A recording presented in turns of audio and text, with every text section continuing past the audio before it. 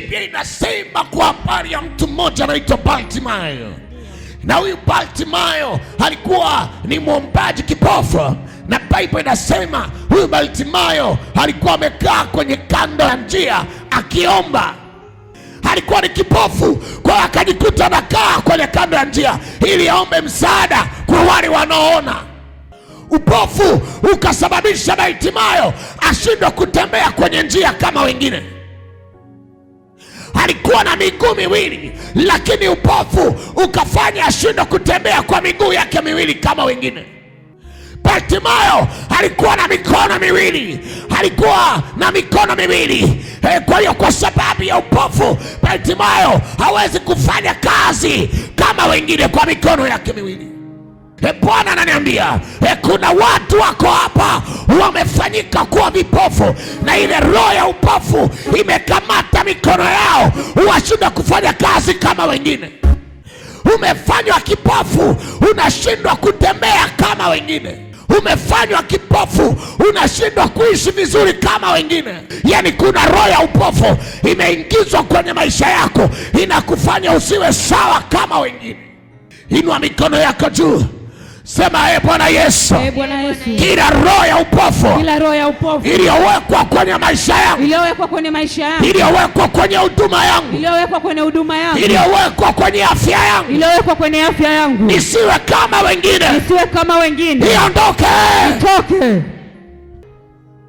Roho ya kwanza ambayo inaweza kuwa ndani ya mtu na ikawa inamzuia asipite kwenye njia, roho ya kwanza ni roho ya dhambi. Sema dhambi. Sema nakataa maisha ya dhambi. Nataka niishi maisha matakatifu. Roho ya pili ni roho ambayo inaondoa maombi ndani yako. Roho ambayo inazuia maombi ndani yako itakuzuia usipita kwenye njia ya kweli na uzima. Maana maombi ni mawasiliano kati ya mtu na Mungu. Kwa roho ya maombi ikiondoka ndani yako, utajikuta unashindwa kuwa mtu wa maombi, unashindwa kukaa na Mungu vizuri. Roho ya tatu ni roho ya kutokupenda neno la Mungu. Kutokupenda neno la Mungu. Biblia inasema na neno langu likae kwa wingi ndani yenu, ndipo mema yatakapowajilia.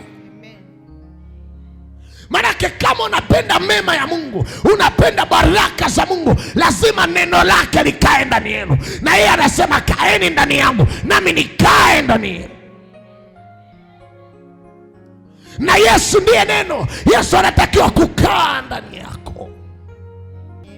Neno la Mungu likikaa ndani yako, neno la Mungu ni taa inokuongoza. Daudi anasema neno lako ni taa ya miguu yangu.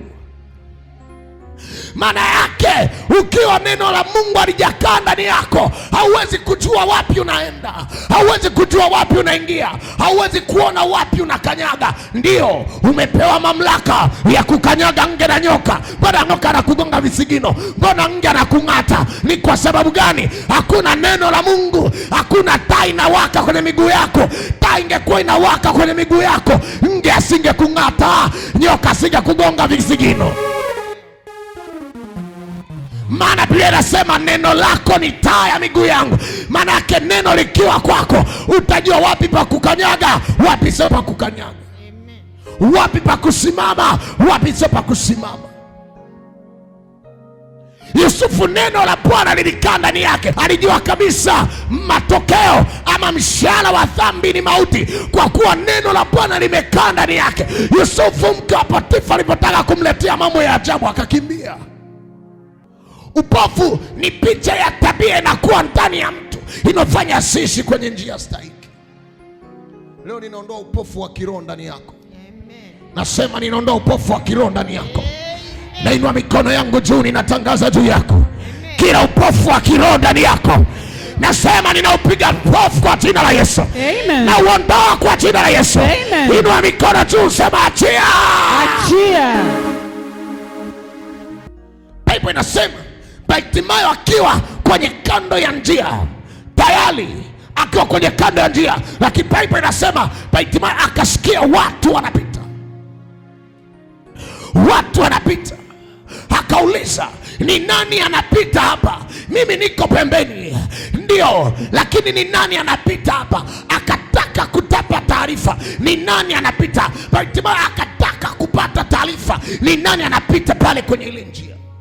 Bartimayo alipotaka taarifa akaambiwa ni Yesu wa Nazareti anapita. Bartimayo alipogundua kwamba ni Yesu wa Nazareti anapita, Bartimayo imani ikaingia ndani yake. Imani ilipoingia ndani yake, Biblia inasema Bartimayo akaanza kuita, Yesu mwana wa Daudi unirehemu. Nipo kwenye kando ya njia. Yesu, nipo kwenye kando ya njia. Yesu, nipo kwenye kando ya njia. Kuna upofu unanifanya niwe kwenye kando ya njia, naomba unirehemu. Bartimayo akaanza kumuita Bwana. Bartimayo akaanza kumtafuta Mungu.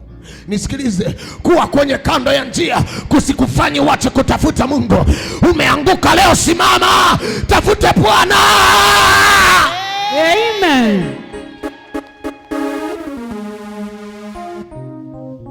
Bartimayo akajijua kwamba nipo kwenye kando ya njia, na ili niweze kutoka kwenye kando ya njia, shangazi hawezi kunitoa kwenye kando ya njia, mjomba hawezi kunitoa kwenye kando ya njia, baba hawezi kunitoa kwenye kando ya njia, pesa hawezi kunitoa kwenye kando ya njia, ulembo hawezi kunitoa kwenye kando ya njia. Lakini huyu Yesu nilisikia habari zake, anaweza kunitoa kwenye kando ya njia.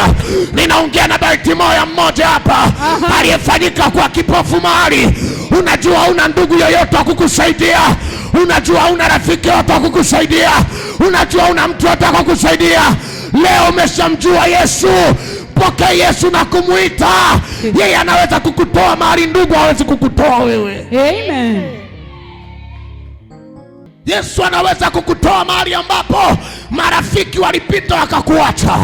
Yesu anaweza kukutoa mahali ambapo ndugu walijua wakakuacha. Yesu anaweza kukutoa mahali ambapo mpenzi alijua akakuacha. Yesu anaweza kukutoa mahali ambapo pesa ulikuwa nayo ikakuacha. Yesu anaweza kukutoa mahali ambapo wengine wameshindwa. Ninatangaza kwa mkono wa kinabii, kama Bwana aishivyo, mahali ambapo ndugu wameshindwa, rafiki wameshindwa, akili imeshindwa, acha Yesu akutoe hapo. Amen. Bartimayo mpaka naweza kutoka pale kando ya njia na kuingia kwenye njia ya Yesu. Ni pindi ambapo Bartimayo alijua nilipoketi sio salama. Nisikilize, kuna mazingira hayatatoka kwa sababu tunakutoa, lakini pia ndani yako jitambue kwamba hapa nilipo si sawa. Hichi ninachokifanya si sawa. Hapa maisha ninayong'ang'ania si sawa. Hii hali ninayong'ang'ania si sawa. Anza kukataa wewe ndani yako. Ndio maana Biblia inasema jinsi aonavyo mtu ndani yake ndivyo alivyo. Unaona nini ndani yako? Kataa hivyo unavyoona. Kataa hivyo ndani yako ulivyo, uone mabadiliko. Wakubadilisha ndani yako ni wewe mwenyewe. Kama unaona magonjwa, sema nakataa magonjwa. Unaona maisha ya dhambi, sema nayakataa. Bartimayo akajua hata kama ni kipofu, sitakaa kwenye kando ya njia. Akataka kuona mabadiliko. Akataka kuona nini? Mabadiliko.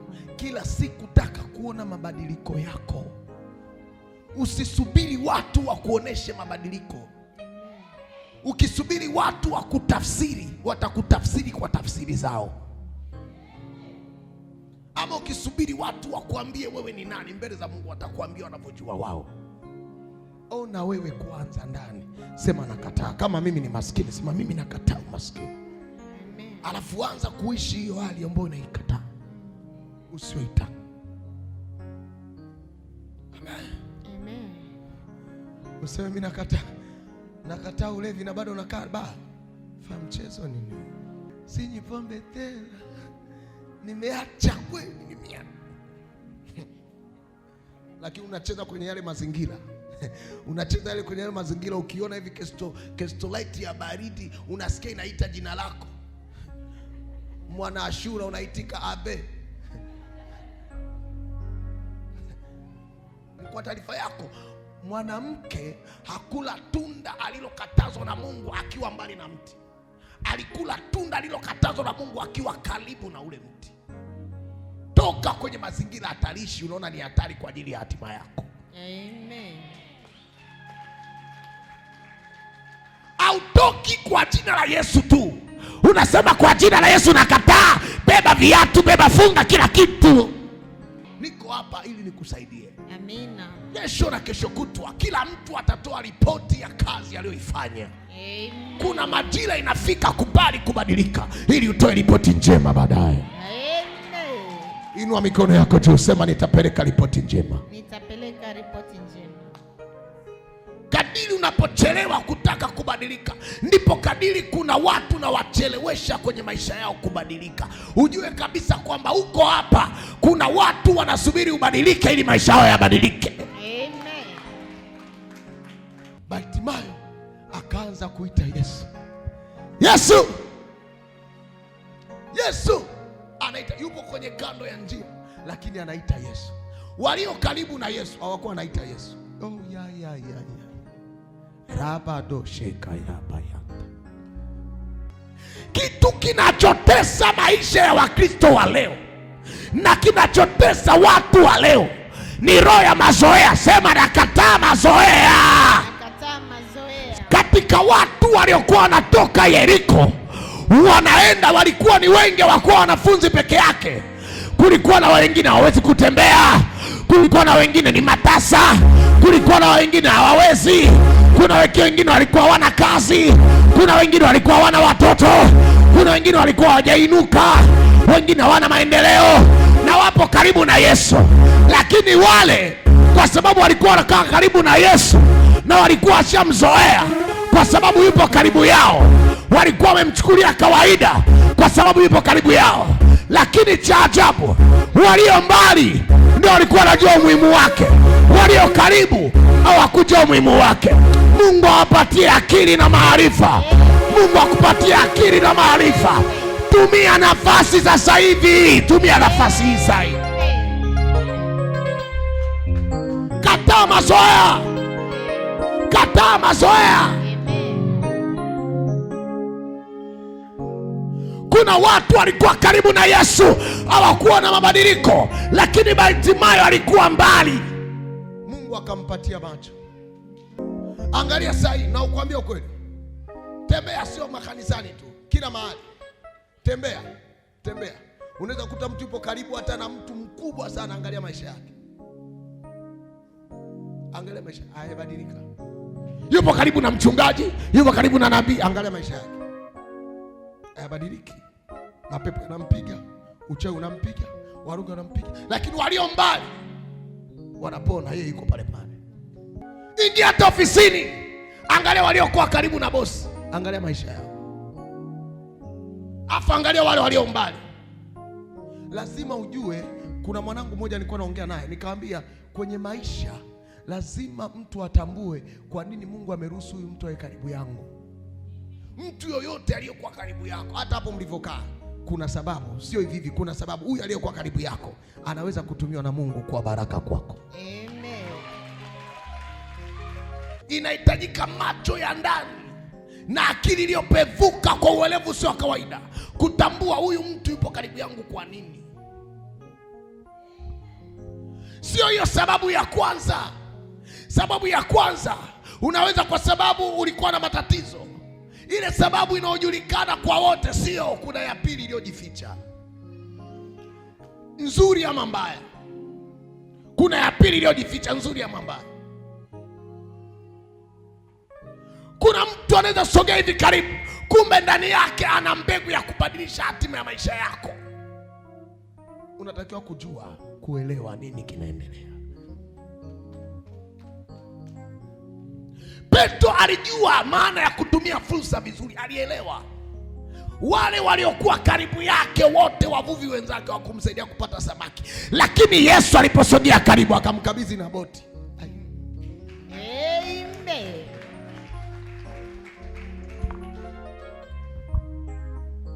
Yesu aliposogea hivi, Petro akamwambia na boti chukua. Yesu akaingia ndani ya boti. Petro hakuishia pale, akamwambia Bwana, ninaokoka. Naokoka. naokoka, kila kitu naokoka. Na Yesu alipomsogelea tena akakaa akamwambia Petro, usivue samaki tena, utavua watu. Amen. Alitumia fursa vizuri ya mtu aliyekuwa karibu. Kila mtu aliyemwambia Mungu, nifungulie macho ya kiroho, nifungue nione sababu ya pili, ya tatu, ya nne, kwa nini huyu mtu yuko karibu. Leo kuna watu umewapoteza kwa taarifa yako. Haujui kuna watu umewapoteza, wako mbali na wewe tayari. Yaani wako mbali na wewe tayari. Wako mbali na wewe tayari. Hatima yako inachelewa kwa sababu kuna watu uliwapeperusha bila kujua kwa nini wapo karibu yako. Kuna watu umewatupa bila kujua kwa nini wapo karibu yako, na Mungu anawatumia kuwa baraka kwa watu wengine. Maombi yangu na dua, Mungu akurehemu, ujue namna ya kuwarudisha na baraka. Amen.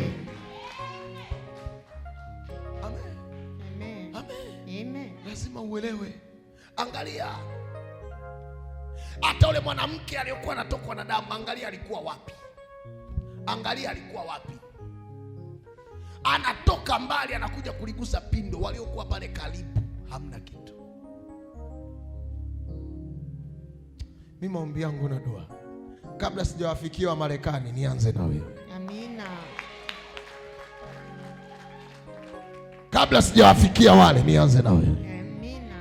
Inua mikono yako. Bwana Yesu. Sema Bwana Yesu. Bwana Yesu. Nifunze kutambua Nifunze kutambua walio karibu. Walio karibu. Kwa jina la Yesu.